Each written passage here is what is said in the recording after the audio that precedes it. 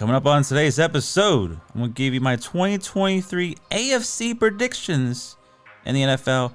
Don't be surprised about some of these teams I'm going to mention. I can come out on top. We're also going to talk about Anthony Davis's contract extension. Will he live up to the hype of it? And that fight, the Cleveland Guardians, Chicago White Sox duking it out. Better than that damn Jake Paul, Nate Diaz boxing fight we got to witness. All that more coming up.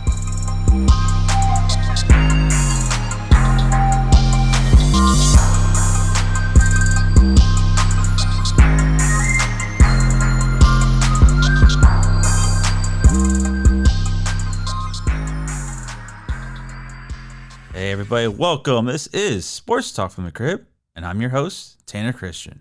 It is Tuesday, and we're actually going to talk a little baseball. We finally had something exciting happen. Baseball gets a little boring to me over the course of a season because, there's just so many damn games. But anyways, we had a fight brew out. They were in Cleveland. Chicago White Sox, Cleveland Guardians game. All-star third baseman Jose Ramirez knocked out Chicago White Sox shortstop Tim Anderson. Well, I don't want to say knocked him out, but he gave him a good hook. It all happened on a play where Ramirez is sliding into second base. Tim Anderson, of course, playing shortstop, covering the base, slid underneath him, and they had some choice words. And basically what Ramirez said after the game, he challenged me to a fight, and I accepted that. So Anderson stands up, gloves are off, we're duking it out. It looked like what you would see in a boxing fight, an actual real boxing fight, So Anderson gets a few little short jabs in on him, and then Ramirez clocks him. He falls down and gets suspended 6 games. The suspensions were just handed out. Tim Anderson's getting 6. Ramirez is getting 3. A few other people getting 1 game apiece, but the talk is the fight. I don't remember seeing a baseball fight end in actually someone getting knocked down. Damn, Tim. Yeah, he challenged the fight. You didn't go. What else can go wrong with the Chicago White Sox this year? I mean, they're just a bad team. They got to offload all these players because they're, obviously ain't going to be in contention. Supposedly, no discipline out there, no rules in the clubhouse, blah, blah, blah. And then you got this guy thinking he's a fighter, and he gets knocked down. That was a heck of a punch. That was a heck of a comeback counter punch. UFC may be calling him. Boxing may call him.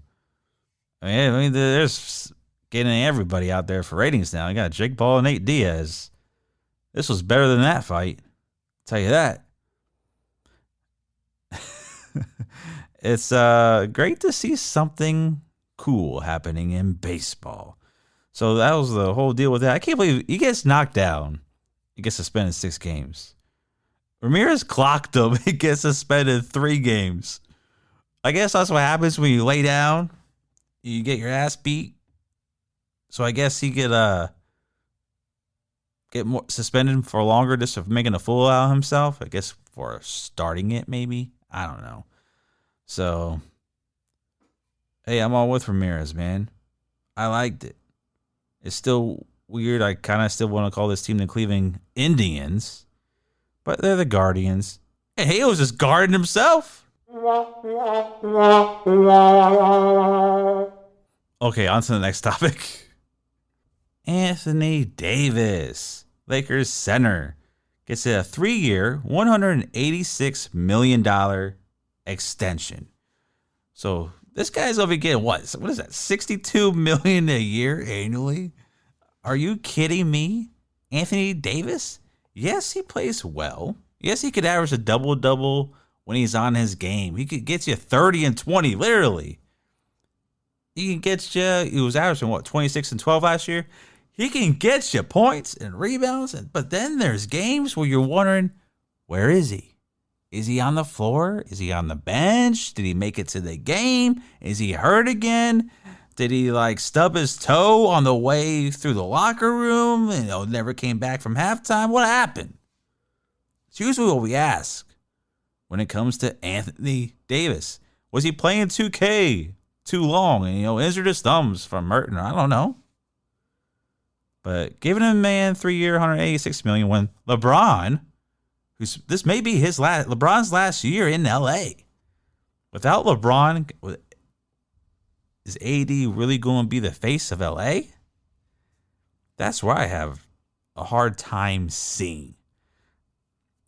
But Lakers did improve this year. They won in free agency. They brought a majority of the people back. LeBron's coming back for another year. He's ready to go. Is it his last year in LA, though? I think so. Can he survive long enough to play with his son? I mean, Father Time's got to catch up with him eventually.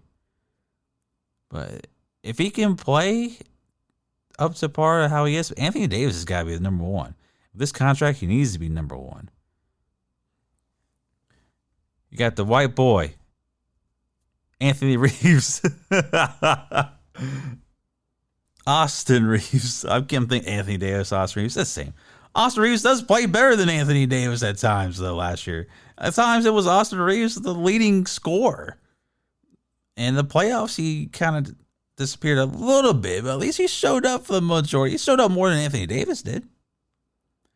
D'Angelo Russell, another guy signed a contract with the Lakers, re-signed.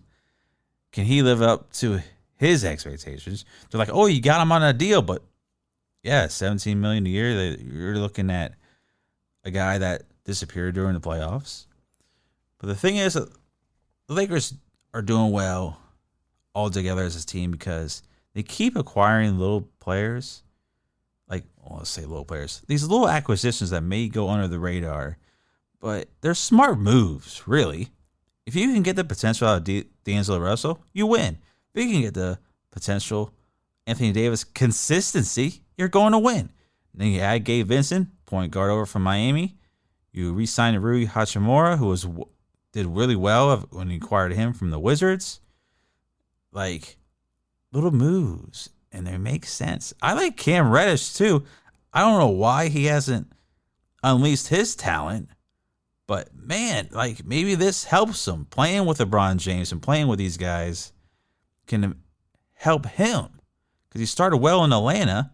Then went to New York. Thibodeau just buried him on the bench. And he had this little stint in Portland, but it was when Portland didn't have Dame Lillard on the floor. So you never really got to see that.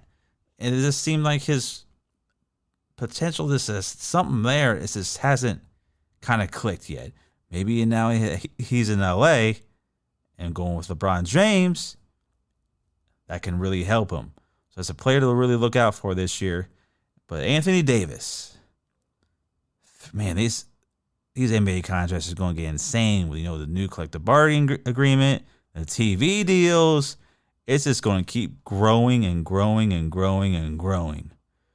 And it's just crazy to really think about how much money's being thrown around. You're giving somebody $62 million a year now to play basketball. Man, I wish I was good. I wish I was good enough to be playing in the NBA right now. First, it was baseball contracts, because they're all guaranteed. NBA is, wow. Football is trying to catch up. Quarterbacks are getting up there into this stratosphere, but man, I don't think Anthony Davis is deserving of this crazy contract. But if you want to pay the man that could possibly be hurt the majority of this contract, go ahead.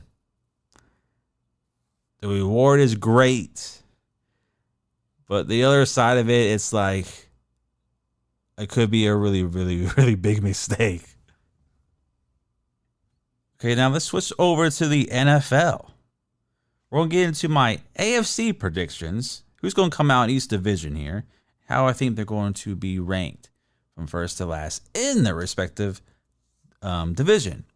So we're going to start at the bottom. This is the bottom feeder of the AFC, like the AFC South. I think this may be the worst division in the conference this year. I don't really see too much happening. Houston Texans, you got the Indianapolis Colts, Tennessee Titans, and then Jacksonville Jaguars. Who in the world is going to win this division?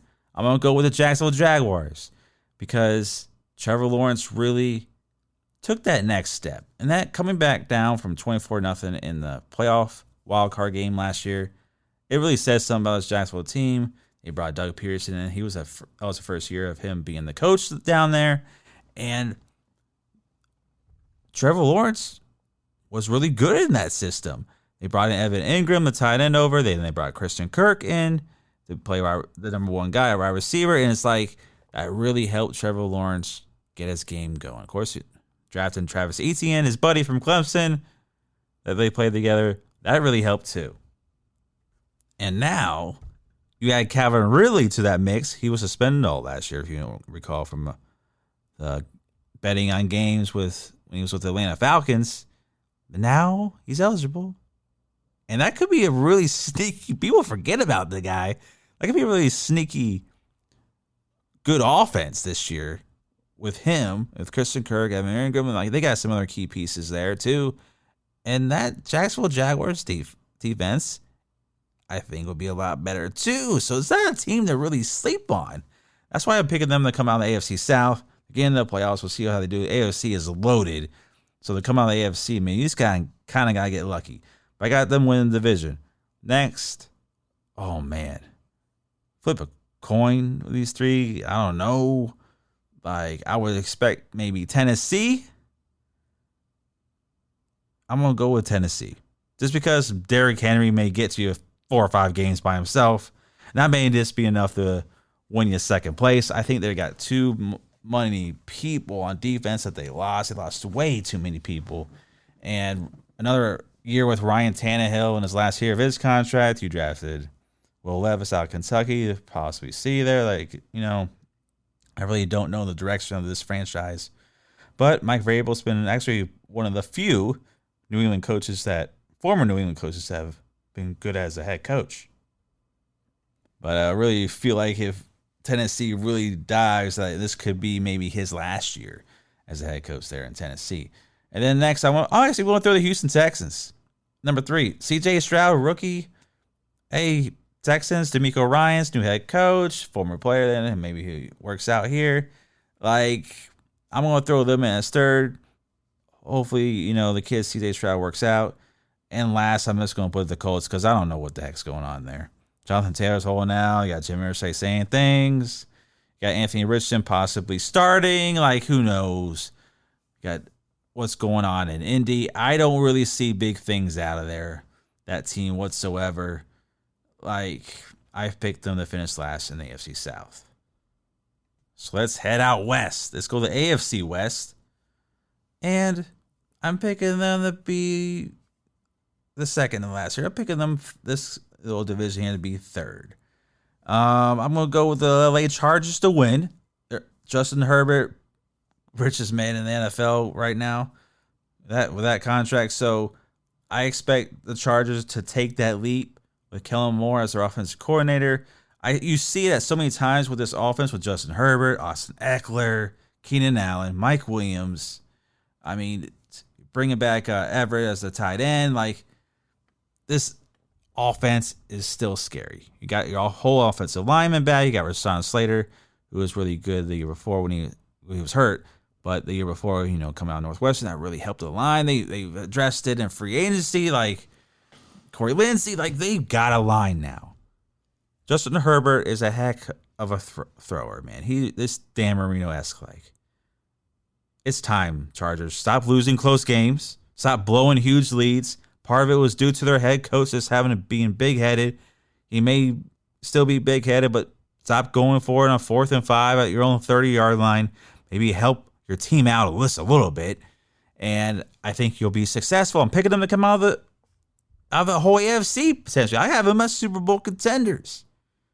It's time, Chargers. Time to finally turn it around, take the crown from the Kansas City Chiefs. I have them at number 2. Can Pat Mahomes really do it again? Don't ever doubt the guy.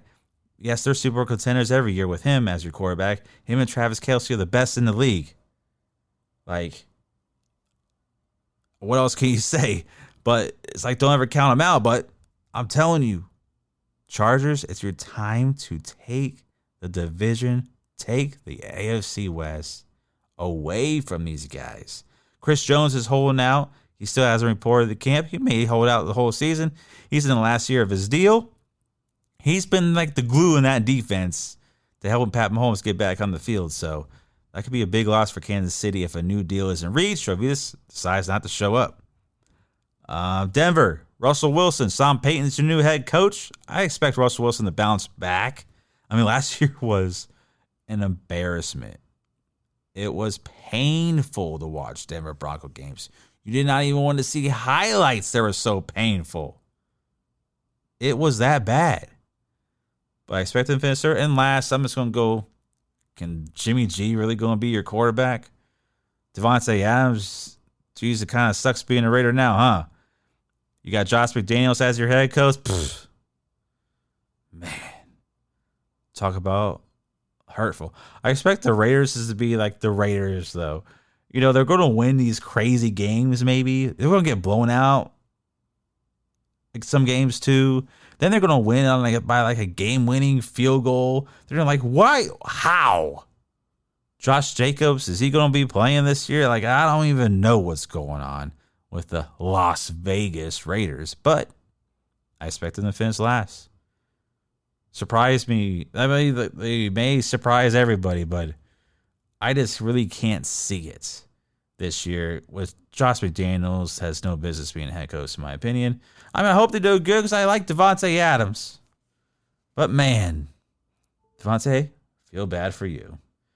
All right, let's hop into the second best division in the whole conference, and that is the AFC North. This year, I expect big things out of the AFC North. Chicago, Cincinnati, Baltimore, Pittsburgh, Cleveland? Playoffs? No, not Cleveland. Deshaun Watson, it could be a sneaky play this year. I mean, he was coming back. Last year was his first full, season in a year and a half. So, and nobody's talking about him. If he regains any kind of form from the couple years, 3 years ago, that is something a little bit scary to think about. I haven't finished in last in the division. Up next, I got Pittsburgh. Because Mike Tomlin never finishes below 500. He never has. Kenny Pickett, year 2. See the improvement he can make. With Pickens out there, a wide receiver. I like the kid. See if they can get a running game going. Maybe there's some blocking. Because some Najee Harris can run the ball for once. But Pittsburgh, I haven't finished in third. And this was a hard one. Cincinnati or Baltimore. I feel like you could go either way with this. Baltimore's made a lot of improvements. Got OBJ. They brought in Rashad Bateman's coming back from that injury last year. So you drafted Zay Flowers. You still got Mark Andrews at tight end. You still have Lamar Jackson. Can he regain that MVP form? I believe he will this year. But I have them finishing right behind the Bengals at second. And it makes me want to switch. Because this Joe Burrow injury in camp, he now has the calf injury and whatnot. It really wants me to put Cincinnati at number 2. I think that's what I'm going to do. And Baltimore coming out of this division. I just can't see why Baltimore would struggle this year. Because I think their offense is going to score more and stop being on the... they weren't on the field too much this past year. For some reason, they couldn't really run the ball. Lamar Jackson missed the last half of the season. So he was in and out. And it's just, I expect better things from this John Harbaugh-led team. The last couple years, I just believe they just haven't meshed right. And with new offensive coordinator there, I believe they get back on track. Lamar Jackson doesn't go all MVP form, but he gets pretty damn close. And Baltimore comes out of this division. All right, now, the best division in the whole AFC. It's the East this year. These teams are rising. It is hard to believe because the New England Patriots dominated this division for decades. For the last 20 years, it's been all about New England in this division. And now, they may be the last in this division. They may be the 4th spot, and that's where I have them. And then I have the Buffalo Bills at number 3. I'm going to tell you why. First, let me go to New England. Mac Jones, I don't really see it. It's just, I just don't feel like they have enough around them. They're well coached. They're going to run the ball. They're going to block, use their schemes, and it's just the passing game. I just can't really see it still. So that's why I have New England dead last. And third, I got the Bills. Everybody's so high on the Bills. I think the Bills are going to take a little step back because Ken Dorsey is still their offensive coordinator. He loves to throw the ball like 60 times a game. He likes to this Josh Allen, run. And I feel like if you keep doing this to the guy, he's going to get hurt. He got hurt for a little bit last year in his throwing arm and scared the crap out of everybody, right? I'm scared it may happen to him. That's why I have him third. Because run the ball with Cook. Run this, like, I don't understand them not trying to run the ball at all. It doesn't make sense. But they started doing that a little bit, and that's why they were winning a little bit last year toward the end. And then the playoff game, and it was like, oh, no, let's not do that anymore. Like, versus Miami in the wild card, they should have lost. Miami with the third string quarterback almost beat them. Shoulda, woulda, coulda, but hey, Buffalo, I'll be a little worried about yourselves this year. And, of course, at number 2, I got the New York Jets. Aaron Rodgers, don't fail New York because you'll never hear the end of it. Coming over for Green Bay, they're making moves here. They're trying to get all their offensive line back because I think their entire offensive line, first, second, third string, didn't matter. They were all hurt last year. So what can you do? Anyways, Aaron Rodgers coming back and is a huge improvement over Zach Wilson. Anything is an improvement over Zach Wilson. But can Aaron Rodgers lead the Jets into the playoffs? Can he lead them to the AFC Championship game for the first time since Mark Sanchez was their quarterback? That rapport with him and Garrett Wilson looks like it's going to be like him and Devontae Adams. Like, that's what they're developing there in New York, and they've already highlighted that there in camp. So, I expected them to face number 2. I mean, any time the Jets can get to the playoffs, it's going to be a successful year, but they're talking Super Bowl. But you know who we're talking Super Bowl? It's that number 1 team in the AFC East. They're coming out of it this year. They're going to get that division. It's the Miami Dolphins. Yep. Miami Dolphins, it's our year. It is finally going to be our year.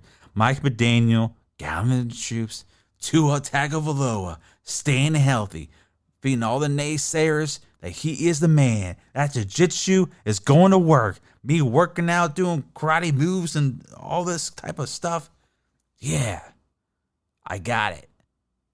I'm better quarterback now. Now we'll see what happens when it gets on the field. We have Tyreek Hill and Jalen Waddle, perhaps 2 of the fastest wide receivers in the NFL. Like, what are you going to do? And Dalvin Cook's still out there. Is he going to sign with us or not? I don't know. Put that with Raheem Mostert. Put it in there with Jeff Wilson. Running game's looking strong. You got to worry about them too. It's a no-brainer for Dalvin Cook to come on home to Miami. We're talking Super Bowl. That's how our song goes. Been that way since 72, 73. It's Miami Dolphins. But I really do expect Tua to have a good year. It's just a matter if he stays healthy. That's the scariest thing. He's in that 5th-year option. Was picked up by Miami, so they haven't given him that extension. If he plays lights out, has an MVP type of start, like he did last year, actually. His numbers were crazy. But can he stay healthy? The injury thing is what scares me and scares everybody. Because he has his moments on the field, and then he has his WTF moments. And you just scratch your head and you're wondering, what was he looking at? What was he doing? And it just frustrates you. So this is his make or break year. If you don't get it done now, you're not getting the extension. We're going to have to find ourselves another quarterback. But Jalen Ramsey on the defensive side of the ball. Let's talk a little about that defense. With Vic Fangio, Ramsey is, of course, going to miss the first couple of months because of that meniscus tear. But Vic Fangio is not talked about enough. That's why I have these Miami Dolphins winning the division. Because bringing him in, we finally have a real defensive coordinator. And we're going to get it after the quarterback. We're not going to have to send 8, 9, 10 guys like we were last year on Jim Boyer. Like, that was ridiculous. But we're going to get after him with the front. We're going to play a lot more zone. So Howard, when Ramsey comes back, it's going to exceed in that. Our safeties, Brandon Jones back from injury. We got Jevon Holland back there. Jerome Baker covering the middle of the field. Emmanuel Agba, Christian Wilkins. Doesn't get talked about enough. He's a heck of a defensive lineman. And then we had Bradley Chubb, who we got in the trade last year before the deadline. And of course, can't talk about that rookie, Jalen Phillips. Well, he's not a rookie anymore, but he really started to show his promise last year. And this defensive line could be lights out under this Vic Fangio defense. I can't wait to see it. I hope I'm right about it. And that's why I have the Miami Dolphins coming out of the AFC East. All right, everybody, that'll do it for today's show. I want to thank you all for joining me here on Sports Talk from the Crib with your host, Tanner Christian. Remember, new episodes are airing every Tuesday and Friday, and it's available on all streaming platforms, Spotify, Apple Podcasts, and etc. Be sure to check out the website at sportstalkfromthecrib.com, where we post up blog posts, and you can stream the podcast on there too. And check out our social media networks on Feel the Heat Entertainment. It's Feel the Heat ENT on Instagram, Facebook, and Twitter. Thank you all for joining me. You all have a blessed day. Catch you next time.